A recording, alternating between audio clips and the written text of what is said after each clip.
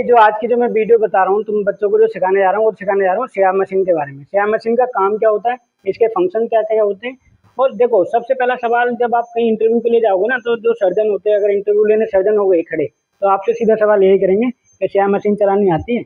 अगर आप लोगों को सियार मशीन चलानी आती है तो कोई दिक्कत ही नहीं है। नहीं आती तो आज इस वीडियो के थ्रू मैं आपको ये समझाने की कोशिश करूंगा कि इसके फंक्शन क्या होते हैं और ये कैसे चलाई जाती है, और इसके क्या क्या जो पोजीशंस होती हैं कैसे कैसे लेते हैं, इसके बारे में बताते हैं। देखो, ये जो सियार मशीन है, ये जो आप देख रहे हो, ये है सियार मशीन।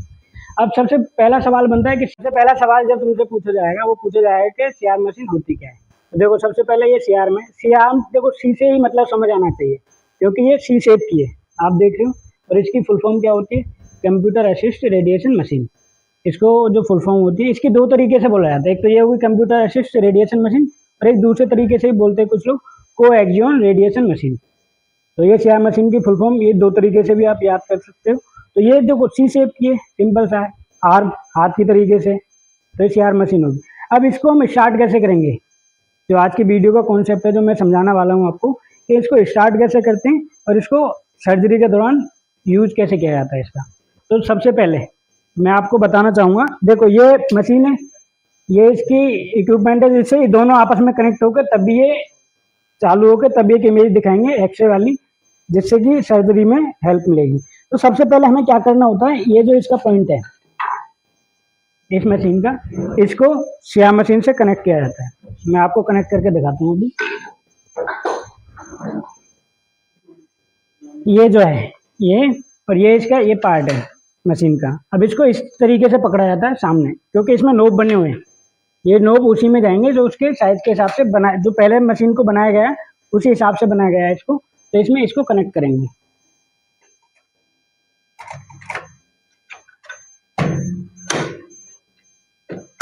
ये कनेक्ट कर ली।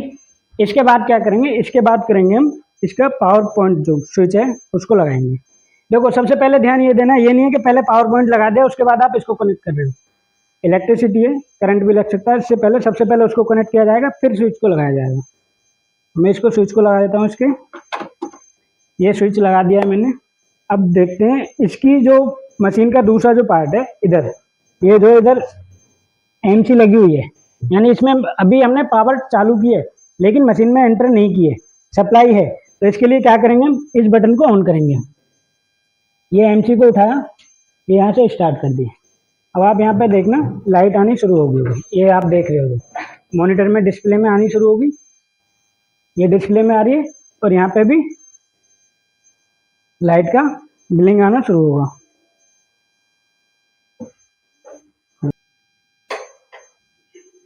ये स्टार्ट हो रही है, अभी इधर भी लाइट का ब्लिंक आना शुरू हो गया। ये जो ब्लिंक आ रहा है, ये जो आप देख रहे हो यहाँ पे जो ग्रीन लाइट जो जल रही है। अब मशीन को स्टार्ट करने के लिए मुझे ये वाला बटन चालू करना पड़ेगा।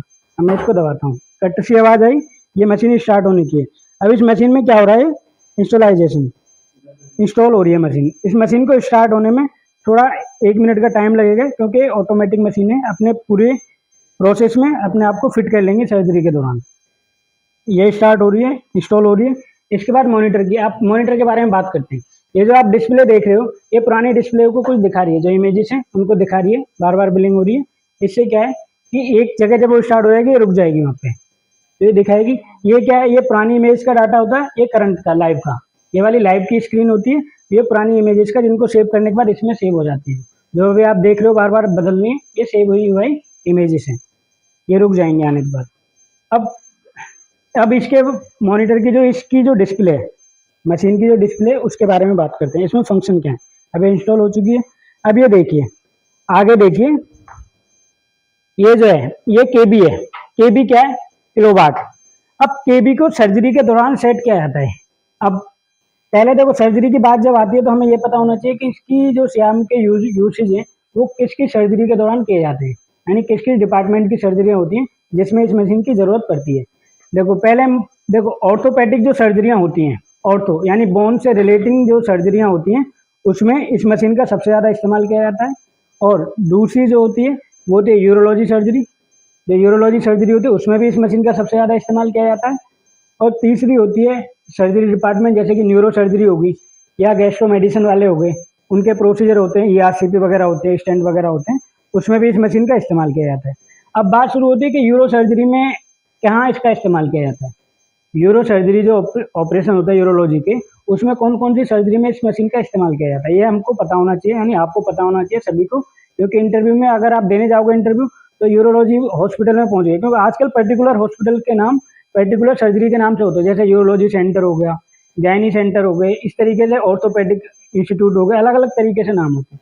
अब यूरोलॉजी सर्जरी की बात की जाती है तो इसमें मशीन का इस्तेमाल कौन सी ऑपरेशन में होता है। देखो पीसीएनएल जो सर्जरी होती है, पीसीएनएल की फुल फॉर्म पता होगी, परक्यूटेनियस नेफ्रोलिथोट्रिप्सी। पीसीएनएल सर्जरी में इसका इस्तेमाल किया जाता है। क्यों किया जाता है? क्योंकि स्टोन कहाँ पे है उसकी लोकेशन को लोकलाइज करने के लिए इस मशीन का इस्तेमाल किया जाता है।